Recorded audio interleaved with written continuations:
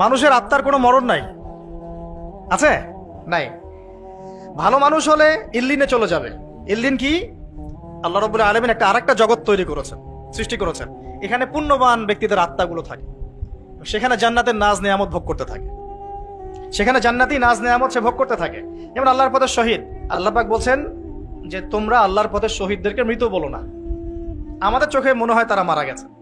তোমরা আল্লাহর রাস্তায় শহীদদেরকে মৃত বলো না, তারা জীবিত। অন্য একটা আয়াত সূরা আল ইমরানে আছে তাদেরকে রিজিক দেওয়া হয়, তাদেরকে রিজিক দেওয়া হয়, কিন্তু তোমরা এটা বুঝতে পারো না। তারা কোথায় আছে? ইল্লিনে। এটা একটা জগৎ, ঠিক আছে? আরেকটা হলো সিজ্জিন। সিজ্জিন মানে যেখানে আযাব দেয়া হচ্ছে পাপী আত্মাদেরকে, ওখানেই তারা জাহান্নামের ফ্লেভার পাচ্ছে। ফেরাউন নাম তো শুনেছেন? ফেরাউন এবং তার দলবলকে প্রতিদিন 2 বার, সকালে এবং সন্ধ্যায়, জাহান্নামে থাকার জায়গা দেখানো হয়, আযাব দেখানো হয়।